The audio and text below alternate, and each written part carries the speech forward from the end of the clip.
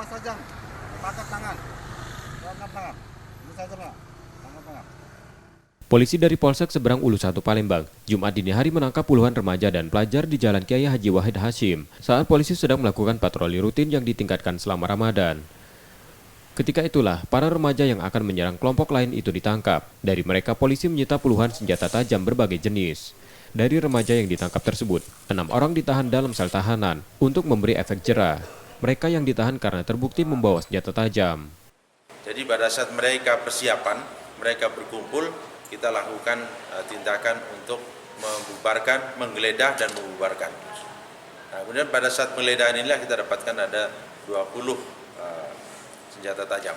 Dan dari 20 ini kita bisa menginventarisir lagi, yaitu ada 6 yang bisa kita lakukan proses hukum, yang diantaranya juga ada anak yang di bawah umur.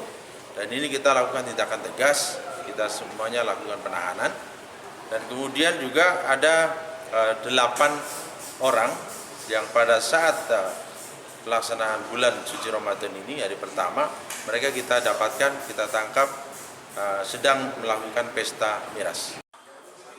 Sejumlah polsek di Palembang meningkatkan patroli wilayahnya selama Ramadan untuk mengantisipasi keamanan dan kerawanan selama bulan puasa tersebut. Yudi Kiswanto, Kompas TV, Palembang, Sumatera Selatan.